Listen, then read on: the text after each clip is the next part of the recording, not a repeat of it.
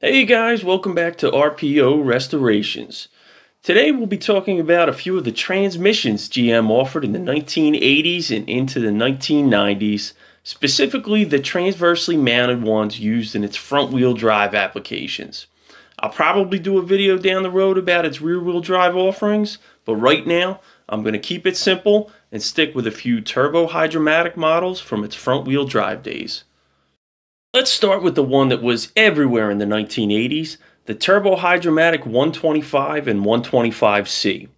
While GM had made front-wheel drive transmissions before, like the 425 and 325 for its Oldsmobile Toronado and Cadillac Eldorado starting in 1966, they were always laid out in a conventional, longitudinal way. With the coming debut of the 1980 X cars, like the Chevrolet Citation, GM needed to develop a transmission to work with its transversely mounted engine and front-wheel drive layout. Enter the turbo-hydromatic 125. 125 was essentially a clean sheet design. They did, however, share a few parts with the Turbo 350 and 200. Featuring 3 forward gears in reverse, they had a fairly standard hydraulic system with a chain-driven shaft. Final drive ratios varied between 2.84 and 3.33 depending on the application. These transmissions also included a throttle velocity cable, which was often confused with a kickdown cable, which controlled shift points between the gears. As an interesting side note, while I was flipping through a couple of GM manuals for this video, I noticed that they all refer to it as a TV cable with no explanation for what it stands for. I've heard throttle valve and throttle velocity. You decide what's right.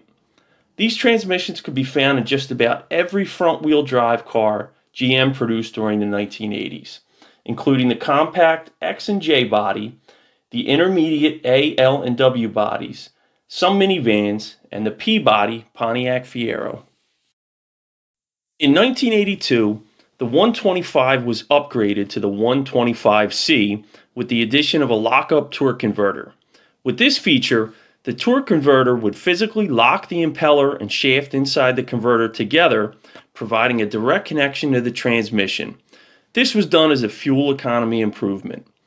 The lockup would occur when the torque converter lockup solenoid was energized, either by the ECM itself or through a series of other sensors. The 125C would quickly replace the base 125 across all car lines and remained the standard until the transmission was phased out. Starting in 1988, GM introduced an all-wheel drive version of the transmission for use in the all-wheel drive Pontiac 6000 STE. While this model was similar to the 125C, it included a transfer case which transferred 40% of the engine's torque to the rear wheels.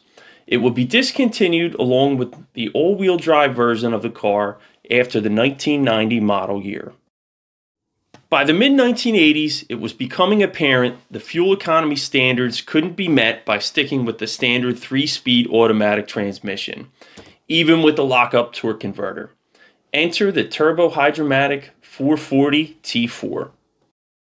Debuting for the 1985 model year, the 440 T4 could initially be found in the full-size GM offerings. This included the recently downsized Buick Park Avenue, Oldsmobile 98, and Cadillac DeVille. In 1986, its use was expanded when the Buick LeSabre and Oldsmobile 88 were downsized and reintroduced as front-wheel drive models. They would eventually see service in the new W bodies in 1988 and several other Buick offerings. These transmissions featured a 4th overdrive gear, which reduced engine RPM and improved fuel economy at highway speeds. They also featured both a throttle velocity cable and a modulator valve cable, the first being used to control the shift points and the latter being used solely for shift smoothness. These transmissions were plagued with problems from the start, so much so that their release was delayed a year for further development, as they initially were supposed to start production for the 1984 model year. They did get slightly better, however, and after 2 or 3 years were generally regarded as an okay transmission, as long as they weren't pushed too hard. By the mid-90s, these transmissions were starting to show their age. especially the 3-speed 125C, and they were eventually phased out by the electronically controlled 4T40E. Did you own a car equipped with the 125 or 440?